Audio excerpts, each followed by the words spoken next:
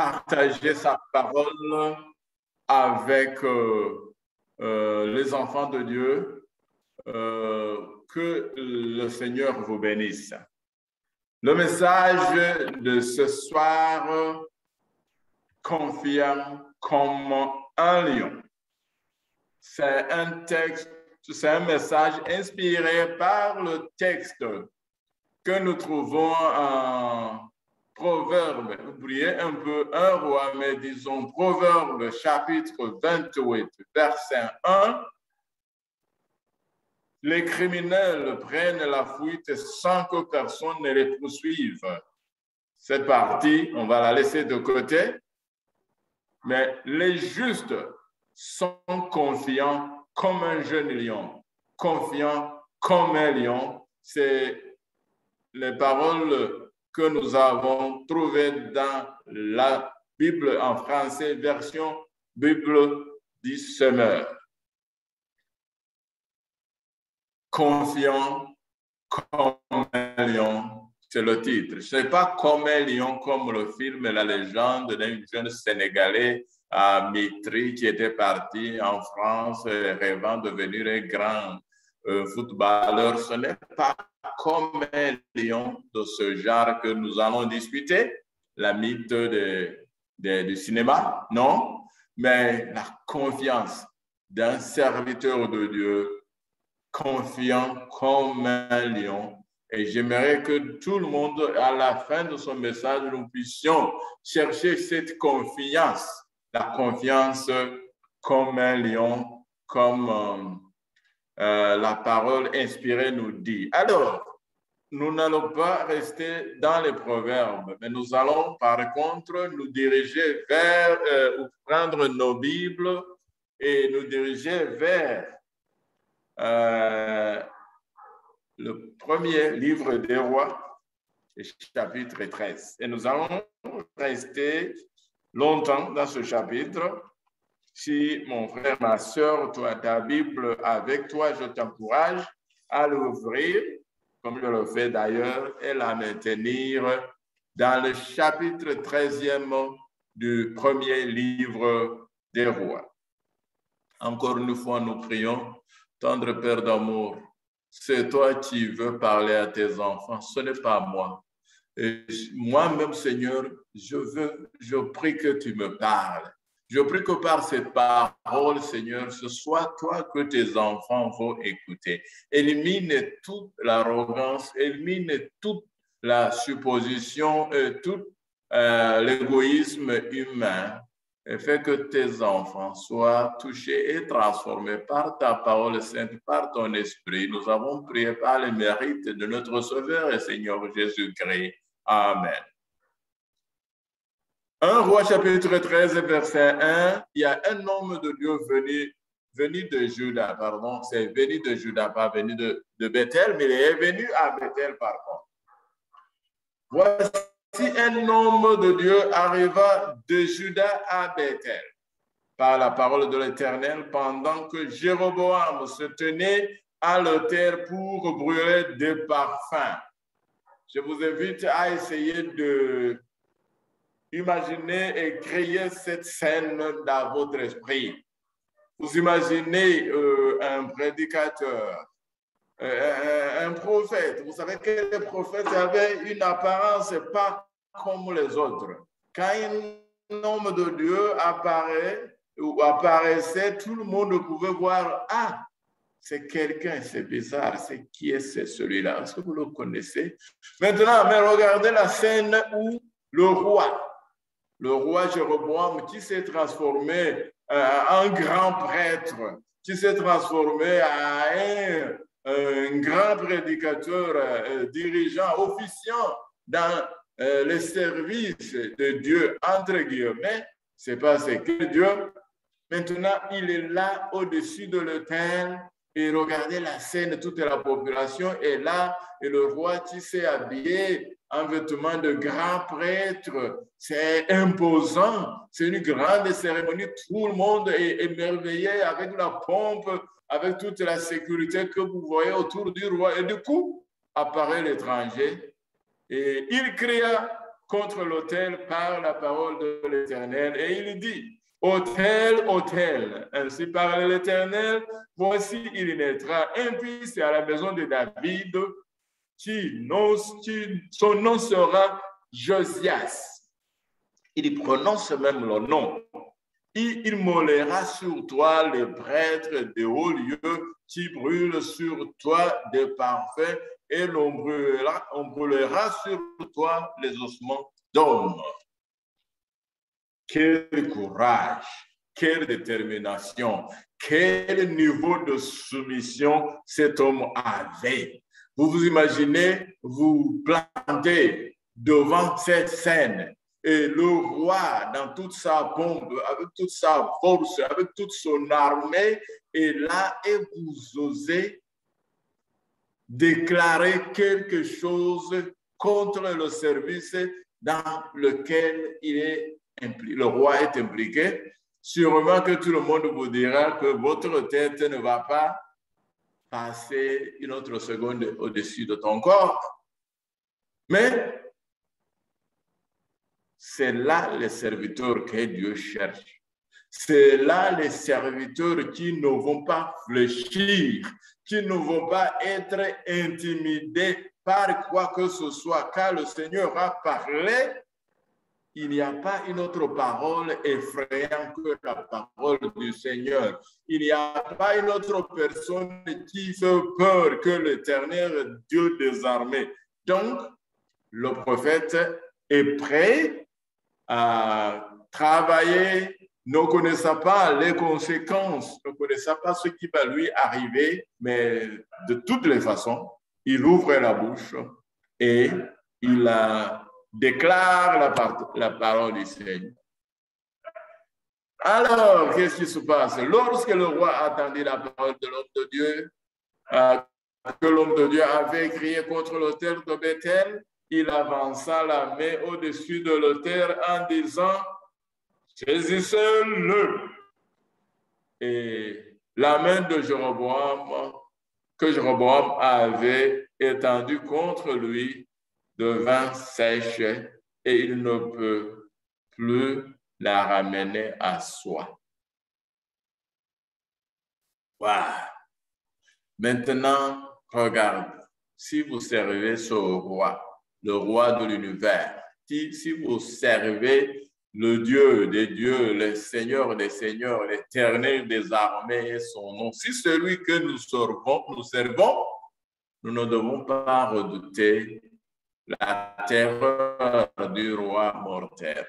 Mes chers frères et sœurs, la raison pour laquelle la plupart d'entre nous avons peur de proclamer la parole du Seigneur telle qu'elle est, mais nous voulons la rendre politiquement correcte et acceptable par tous ceux qui nous entourent, c'est parce que nous n'avons pas connu le Seigneur, c'est que nous n'avons pas connu la parole du Seigneur et qui nous servons. Mais si nous savons qui nous servons, eh bien, nous allons travailler et nous allons parler sans avoir peur du contexte dans lequel nous nous trouvons. S'il y a un contexte qui devait être dangereux, c'était celle-là, et ça demeure dangereux, mais le peuple de Dieu est invité à déclamer et à déclarer sa parole sans se soucier de l'homme, parce que celui qui est avec nous est plus fort que ceux qui sont avec eux, et parce que c'est l'Éternel des armées, c'est l'Éternel grand, terrible, le Dieu qui est, qui sera, et qui a été, qui est et qui viendra. Pourquoi avoir peur? L'Éternel est mon rocher, ma lumière, mon sauveur, je ne crains rien. Et voici, maintenant, quand quelqu'un ose vous toucher, si vous servez le Seigneur, ce n'est pas vers vous qu'il a tendu la main. Ce n'est pas vers vous qu'il lève le bras, mais il lève le bras contre le Seigneur. Et ce n'est pas vers toi qu'il a affaire. Il a affaire à ton Dieu, mon frère et ma soeur. Pourquoi avoir peur? Vous voyez que le bras du roi s'échappe immédiatement quand il a dit qu'on le saisisse. Pourquoi avoir peur?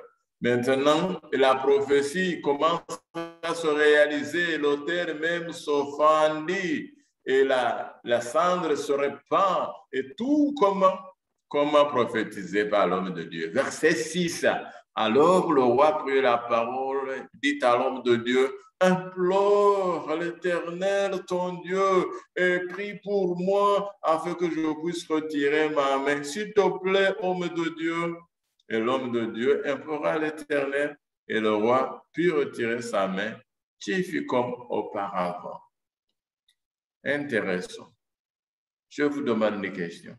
Est-ce que le plus grand besoin et le plus grand problème de Jéroboam, c'était une main sèche ou bien c'était un cœur sèche, corrompu et il était tout entier cadavre? Il était tout entier moribond. Est-ce qu'il devait déplorer le bras ou bien il devait se repentir, confesser ses péchés et abandonner ses péchés et demander que l'homme de Dieu prie pour lui afin qu'il soit restauré, afin qu'il naisse de nouveau, afin qu'il soit pardonné de ses vices, de ses péchés. Mais au lieu de cela, tout simplement, il demande que ça. Mais aujourd'hui, il y a beaucoup de chrétiens qui, au lieu de prier, de confesser leurs péchés et demander que Dieu nous puisse nous changer, nous sommes en train de crier et de pleurer et de demander Dieu pour le matériel, pour la santé,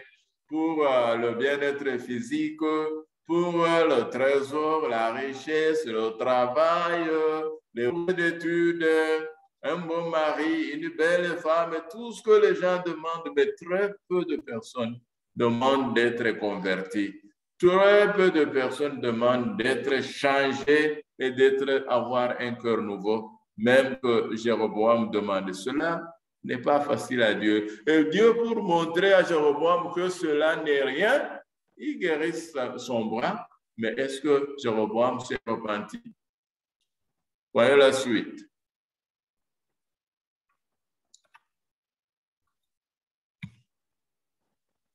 Alors, il veut offrir des cadeaux à l'homme de Dieu. Bien sûr, Jéroboam lui reconnaissait, dit, waouh, cet homme est très puissant.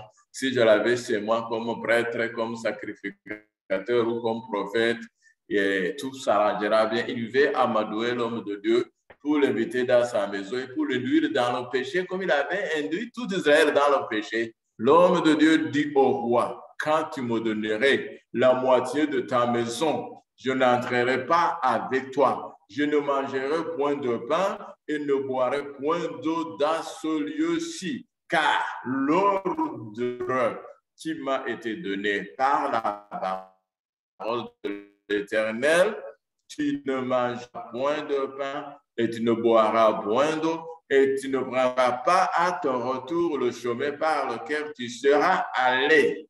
C'est l'ordre donné par la parole de l'Éternel. Et il s'en allera pas de notre chemin. Et il ne prit pas à son retour le chemin par lequel il était venu à Bethel. Wow, tout le monde était merveilleux. Tout le monde rentre étonné, ébahi à cause de la prophétie, à cause du bras du roi qui a séché et qui a retourné, à cause de l'autel qui s'est fendu, à cause de l'homme de Dieu qui ne veut pas manger et boire. Et voilà, tout le témoignage se répand partout dans Israël. Et malheureusement, pardon, pas ici s'il vous plaît. Ok, malheureusement, le témoignage parvint dans les oreilles d'un homme de Dieu, mais un vieil homme de Dieu. Et il demanda à ses fils de quoi est-ce qu'ils racontent tout ce qu'ils ont vu, tout ce qu'ils ont entendu, ce qui a été dit. Waouh! Non, non, non, non. Je veux voir cet homme. S'il vous plaît, scellez-moi mon âne. Par quel chemin est-ce qu'il est passé?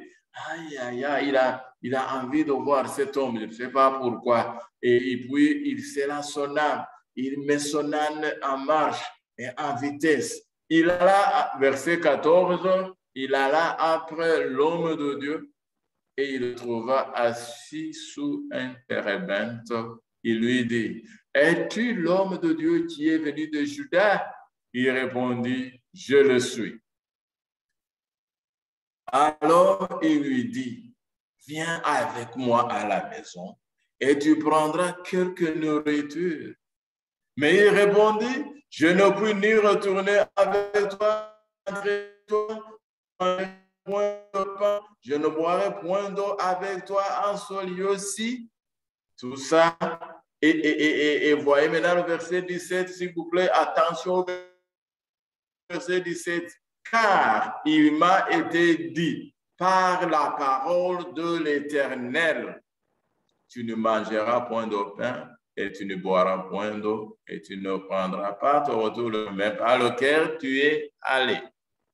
Toujours fidèle à la parole, toujours fidèle au commandement, toujours fidèle à l'ordre de Dieu jusqu'à son point.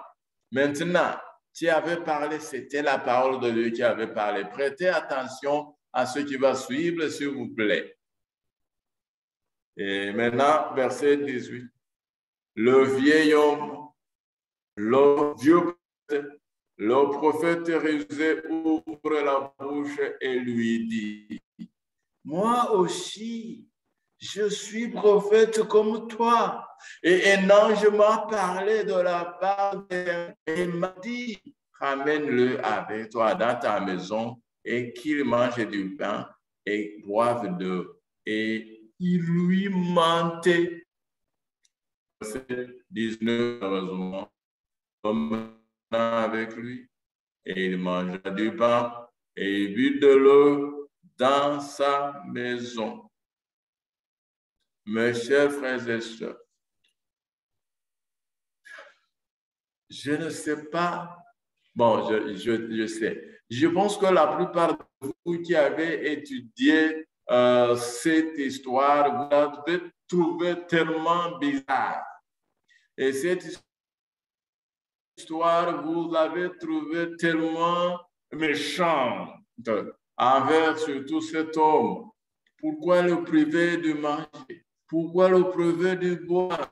Pourquoi le mettre sous ce stress? Est-ce qu'il ne pouvait pas manger et boire et rentrer sain et sauf? Pourquoi? Mais nous allons nous demander cette question. Je vous rappelle le titre de notre message, confiant comme un lion. Eh bien, ici, les choses prennent une tournure dramatique, mes frères et sœurs. L'homme qui a continué à témoigner qu'il a reçu l'ordre de l'Éternel de prophétiser contre l'autel de Bethel et de ne pas manger, de ne pas boire, il se retourna sur la parole de soi-disant prophète. Mes chers frères et sœurs, c'est terrible ce qui se passait sur ce prophète. C'est terrible. Et la sentence semble être dure et dure. Mais je voudrais vous dire qu'il faut noter quelques nuances. D'abord, l'homme, quand il témoignait, il avait dit « La parole de l'Éternel m'a parlé ». Il disait que c'est l'ordre que j'ai reçu de la part de l'Éternel. Maintenant, vient un étranger. Est-ce qu'il connaissait ce vieux? On ne sait pas s'il l'avait connu ou pas, mais selon qu'il lui dit, moi je suis prophète, apparemment, l'autre n'avait pas reconnu. S'il l'avait reconnu, au moins on dirait que c'est lui qu'il connaissait.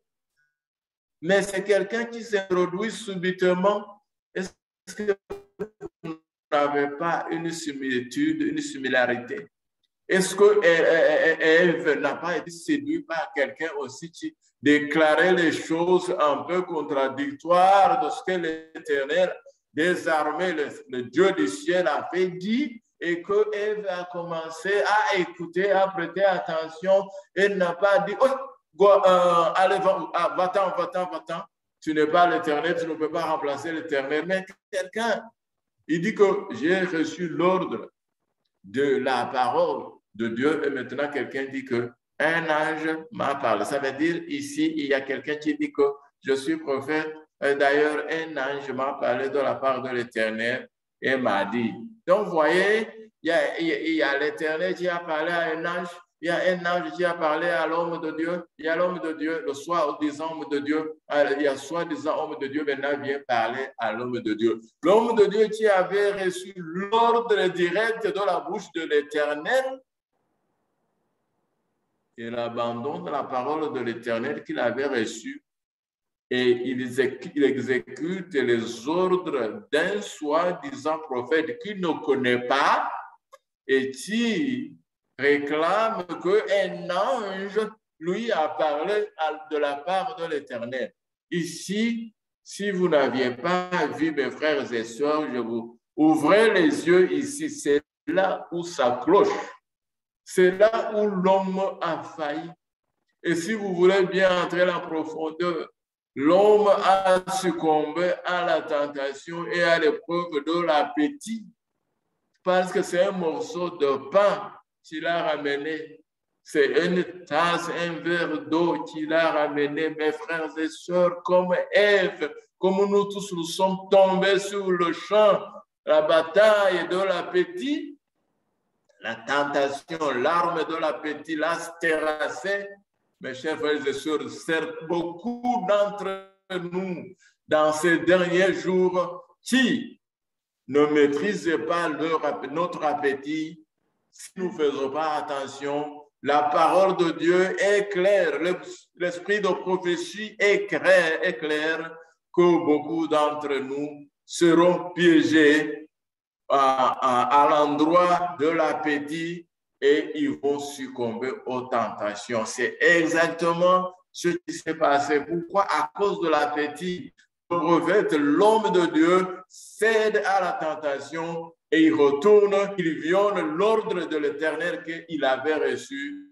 Et parce qu'il avait entretenu peut-être quelques idées, que l'Éternel a été sévère avec moi.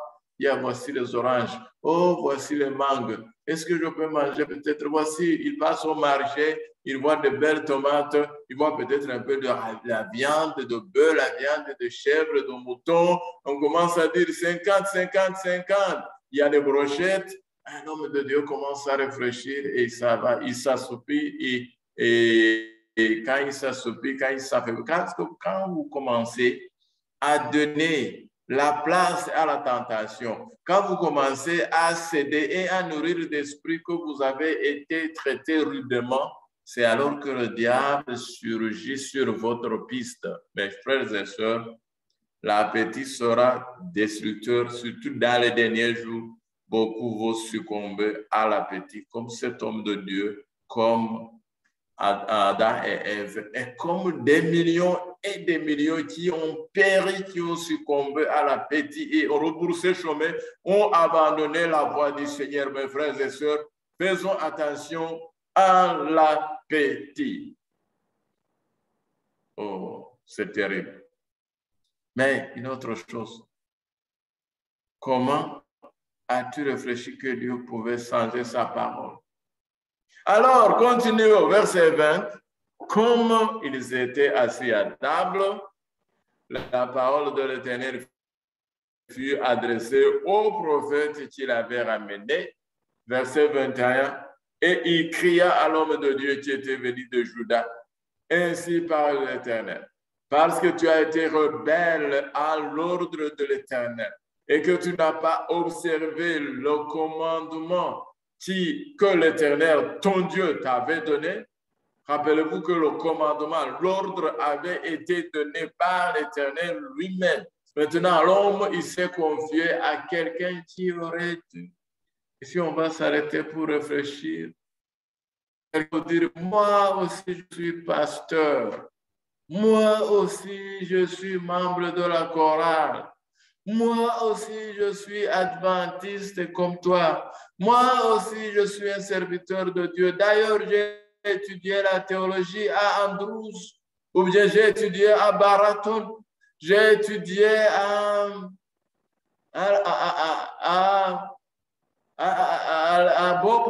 Babcock, j'ai étudié à Valley University, j'ai étudié à Oakwood, j'ai étudié à Collonges.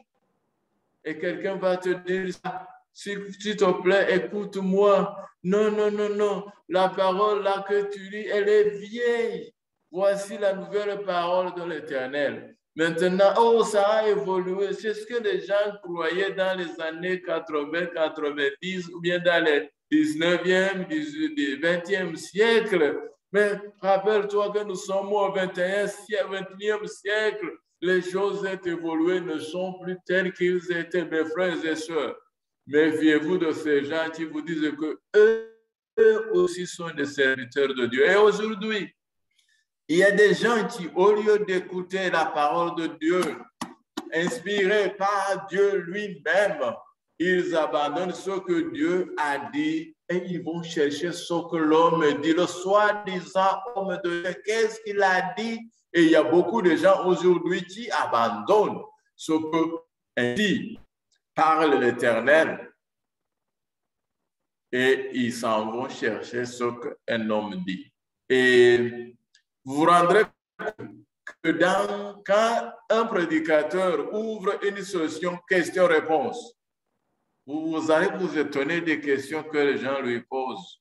Et les questions que les gens posent au prédicateur qui ouvre question-réponse, ce sont les questions normalement qui sont claires dans la parole de Dieu. Et les gens qui posent ces questions n'ignorent pas la parole de Dieu, mais ils veulent attendre un homme de Dieu, un soi-disant homme de Dieu, qui va un peu jouer la parole de Dieu et leur donner d'écouter et d'attendre ce qu'ils veulent entendre. Et c'est ça le danger pour le peuple de Dieu aujourd'hui, mes frères et sœurs. Maintenant, nous négligeons le commandement de Dieu et nous négligeons la parole de Dieu qui ne change pas et nous voulons écouter quelqu'un qui a dilué parce qu'il s'appelle prophète, parce qu'il dit, oh, j'ai fréquenté Collonges, j'ai fréquenté Andrews, j'ai fréquenté Valview, Baraton, oh, Spicer, oh, Ayas. Ainsi, les gens commencent à céder à ce que la parole de Dieu, à ce que le Saint-Esprit a dit, à ce que l'Esprit de prophétie a dit, pour dire non, voici les nouveautés. Et comme les gens aiment attendre ce qui est nouveau, ils sont séduits, piégés et ils tombent. Maintenant, l'homme continue à déclarer, parce que tu as été rebelle à l'ordre de l'Éternel et que tu n'as pas observé le commandement que l'Éternel, ton Dieu, t'avait donné, parce que tu es retourné et que tu as mangé du pain et bu de l'eau dans le lieu où il t'avait dit, tu n'y mangeras point de pain et tu n'y boiras point d'eau, ton cadavre n'entrera pas dans le sépulcre de tes pères. Dur, n'est-ce pas? Et quand le prophète qu'il avait ramené, il mangeait du pain. Je ne sais pas si le pain est rentré jusqu'à arriver dans l'estomac ou s'il est resté ici, comme nous disons que la pomme que Adam avait mangée, il est resté ici dans la gorge. Et qu'il ait bu de l'eau, je ne sais pas si cette eau est vraiment descendue sur la soie. Il sera l'âne pour lui. L'homme de Dieu s'en alla, verset 24, et il fut rencontré dans le chemin par un lion qui le tua. Son cadavre était étendu dans le chemin, l'âne resta près de lui et le lion sautait à côté du cadavre. Le titre de notre sermon, confiant comme un lion. Alors, je voudrais que vous observiez la scène de loin. Vous êtes en train de voyager, vous êtes sur la route et du coup, vous observez à l'horizon, vous voyez deux silhouettes d'animaux et la première silhouette qui vous surprend, c'est que vous voyez avec toute sa bravoure, le lion avec tous ses cheveux, vous vous arrêtez et vous continuez à observer la deuxième silhouette. Mais tiens, la deuxième silhouette, c'est une âne. Normalement, âne et lion ne broutent pas ensemble. Qu'est-ce qui fait que je vois un lion et je vois à côté un âne? Et les gens continuent à observer à l'horizon et ils voient sur le sol quelque chose. une silhouette d'homme étendue sur le sol. Et apparemment, il ne bouge pas. Et comme la personne ne bouge pas, et comme les gens voient un lion, il dit, oh, un cadavre d'un homme. Mais tiens, le lion n'a pas touché l'âne. Est-ce que l'âne, normalement, le lion est féroce, il détruit, il aime montrer toute sa force sur ceux qui se présentent à lui, même s'il ne veut pas manger, il veut montrer qu'au contraire, qu'il est le roi de la jungle. Mais cette fois-ci, le lion n'a pas touché l'âne, le lion n'a pas dévoré le cadavre, et les gens rentrent en train de dire, encore de raconter les choses. Souvenez-vous, le matin, vers l'avant-midi, il y avait une nouvelle qui faisait la une de toutes les actualités de Bethel et des alentours, Samarie. Et maintenant, la soirée, une autre nouvelle fait encore la une des médias, des réseaux sociaux. Partout, ça circule qu'on vient de voir un lion, mais il est à côté, côte à côte, avec une âne. Entre les deux, il y a un cadavre. Et maintenant, la nouvelle parvint au vieux homme qui comprit immédiatement et il dit au verset 26, c'est l'homme de Dieu qui a été rebelle à l'ordre de l'Éternel. Vous voyez le terme qui est utilisé. L'homme ici est très précis. Il ne dit pas que il n'a pas obéi, il ne s'est pas soumis. Il dit c'est l'homme de Dieu qui a été rebelle. Il s'est rebellé, mon frère et sœurs. Quand nous ne suivons pas la parole de Dieu, nous ne sommes pas seulement ignorants, mais nous sommes rebelles contre la parole, contre l'ordre de l'Éternel. Et quand vous êtes rebelle, vous serez punis, mes frères et sœurs. Et l'Éternel l'a livré au lion qui l'a déchiré et l'a fait mourir selon la parole de l'Éternel, selon que l'Éternel lui avait dit. Wow.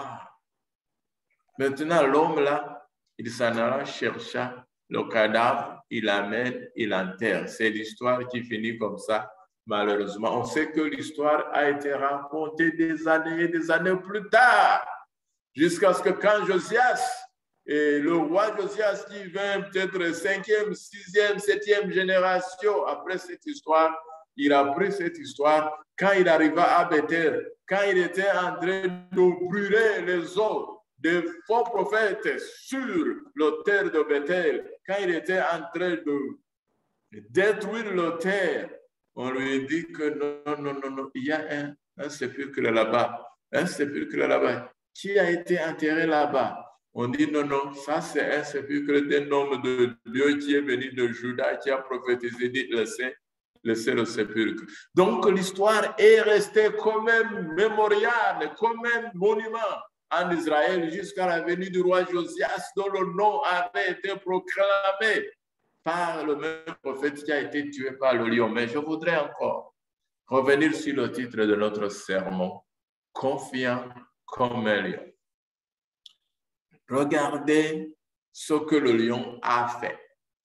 Et regardez que le lion était tellement obéissant. Je pense que c'est ça que le livre de Proverbes chapitre 28 qui disait que les justes sont confiants comme un lion. Maintenant, vous comprendrez. Vous savez que le livre de Proverbes, bien sûr, ça a été écrit avant cette histoire, parce que cette histoire, c'est après le règne de Salomon, alors que les Proverbes, c'est par Salomon. Mais le lion, lui, avait été fidèle aux ordres qu'il avait reçus. Au moment où le prophète, l'homme de Dieu venu de Juda, ne resta pas fidèle, il devint même rebelle à la parole de l'Éternel qui lui avait été adressée. Et il fut puni à cause de ça. Le lion resta fidèle. Le lion ne succomba pas à la tentation de l'appétit, parce que le lion devait manger la chair, boire du sang, comme nous avons l'habitude de voir dans les documentaires avec le sang qui coule, qui ruisselle sur la barbe, sur les cheveux du lion. Mais ce lion, lui, il a été fidèle à l'ordre qui lui avait été donné, tellement qu'il ne toucha pas à l'âne, il ne mangea pas le cadavre, il y resta là-bas, il n'approcha personne jusqu'à ce que l'ordre qu'il était envoyé d'accomplir fut exécuté à la lettre. Mes frères et sœurs, le lion de la tribu de Juda accomplira le travail qui lui a été confié à la lettre. Il ne va pas dévier à gauche, à droite, et il est venu accomplir sa mission.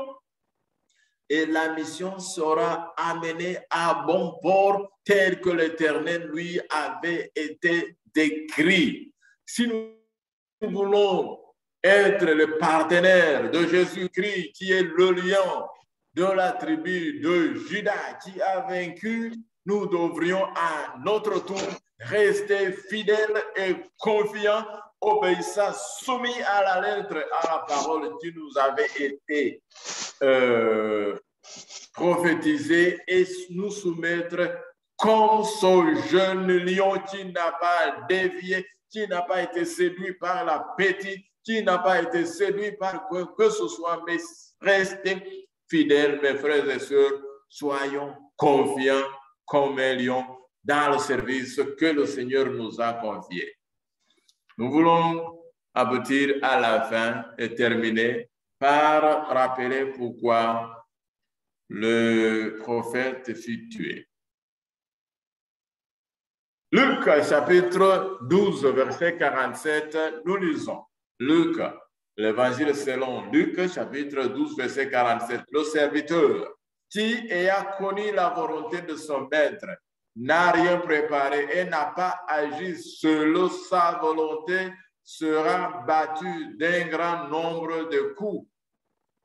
Donc, pour nous, moi et toi, mon frère, ma soeur, qui avons été avertis, si nous ne suivons pas l'ordre qui nous a été donné, nous ne sommes pas excusables.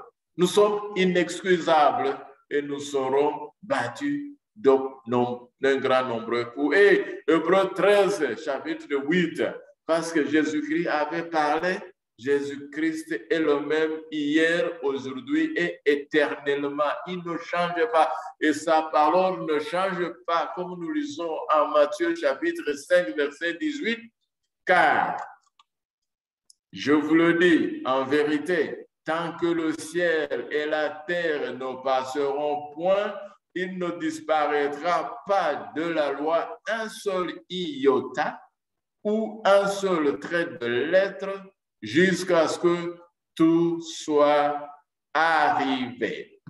Mes frères, mes sœurs, restons confiants dans la parole de Dieu. Ne cherchez pas quelqu'un qui va adoucir, amoindrir, diluer, alléger la parole qui nous a été confiée et l'ordre qui nous a été donné. Restons fidèles, confiants, n'ayons pas peur, mais comme un lion, soyons courageux, soyons honnêtes et croyons en celui-là qui nous a envoyés. Il est fort, il est plus féroce qu'un lion. Personne ne peut nous toucher. Regardez que Jéroboam n'a pas pu toucher l'homme de Dieu quand il restait encore fidèle à la volonté de son maître. Donc, personne ne va nous toucher. Même s'ils nous touchent, ils vont toucher le corps, mais ils ne vont pas toucher notre esprit, notre âme. Mais si nous abandonnons la foi, le lion nous dévorera. Ma prière pour ce soir, ma prière pour vous et moi, c'est que nous puissions tous ensemble rester fidèles à la parole de Dieu.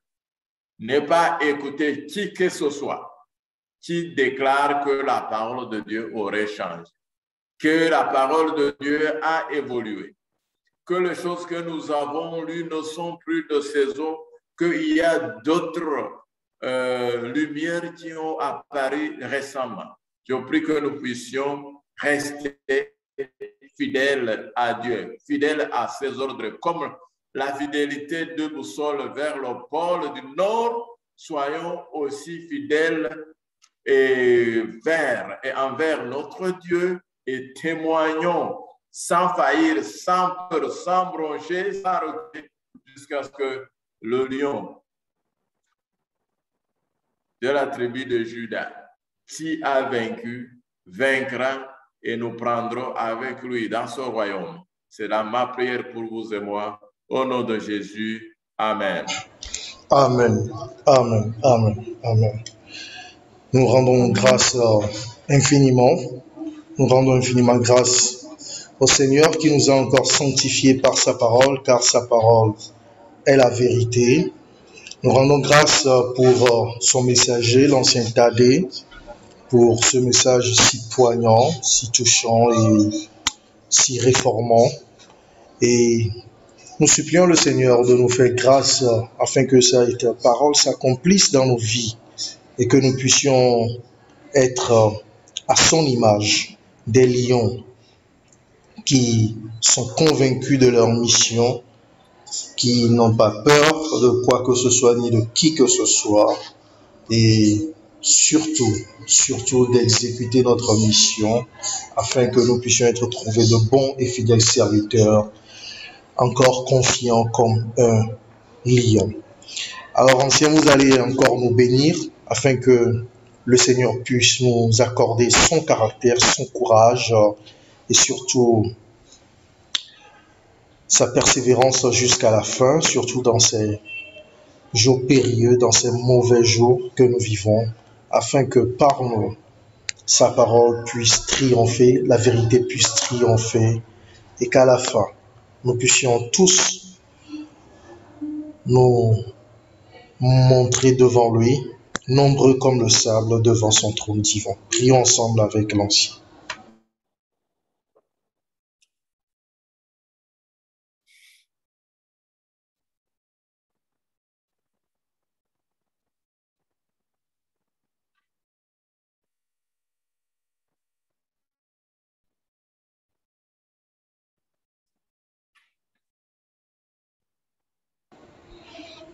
Oui, ancien Thaddée, priez avec nous, s'il vous plaît. Prions le Seigneur. Nous te remercions grandement, infiniment, notre Dieu, notre Père. Nous te remercions de ton amour. Nous te remercions de tes grâces. Nous te remercions, Seigneur, de ta parole si claire, si lumineuse, qui éclaire tous les plis, tous les points, tous les recoins et qui nous donne le chemin à suivre, le chemin droit vers la vie, Seigneur, et qui nous propose de choisir la vie afin que vivre. Et la vie n'est que, Seigneur, en toi. Nous te remercions pour tes serviteurs, tes enfants qui ont suivi. Écoutez cette parole, nous voulons te confier tout et chacun, Seigneur, afin qu'aujourd'hui nous puissions prendre tous ensemble la résolution de nous soumettre à ta volonté et d'être soumis à tes ordres et de ne pas nous retirer pour tourner à gauche et à droite, mais que nous puissions avancer tout droit devant nous sur la mission que tu nous as enseignée jusqu'à ce que tu reviennes, Seigneur. Et au moment où nous sommes toujours ici sur terre, Seigneur, nous te prions de nous garder, de nous protéger de toute tentation et nous délivrer, Seigneur, des propos mensongers, des soi-disant prophètes. Mais aide-nous, Seigneur, à être courageux et confiants et garder, Seigneur, ta parole qui vivifie. Nous te prions, Seigneur, pour les malades. Nous te prions, Seigneur, pour ceux qui souffrent. Nous prions pour la paix dans nos pays respectifs, afin que, Seigneur, ta parole puisse trouver un terrain, afin que les prédicateurs, tes fidèles, tes serviteurs, les prophètes puissent trouver du terrain propice, Seigneur, pour la sémence de la parole de Dieu. Que tu nous gardes, que tu nous bénisses et que nous soyons toujours solidaires et soudés à toi jusqu'à ce que tu reviennes pour nous enlever dans les airs avec toi. Au nom de Jésus, notre Sauveur, nous avons prié. Amen. Amen. Amen. Merci énormément, cher Tadé. Merci aussi à vous qui avez été fidèles pour notre réunion de ce soir. Pardonnez-nous pour les défauts techniques. Nous allons faire encore de notre mieux. N'oubliez pas que vous pouvez toujours suivre ce message poignant sur la page Facebook Le Grand Martin à la porte, ainsi que sur notre chaîne YouTube. Et bientôt, nous aurons encore d'autres réseaux sociaux. Alors, merci encore à toutes et à tous. N'oubliez pas aussi de toujours partager le lien, parce que nous pouvons avoir au moins 100 participants et participantes. Donc, n'oubliez pas aussi d'inviter vos très chers, et que le Seigneur vous bénisse abondamment. Bon sabbat à vous et à vendredi prochain. Amen.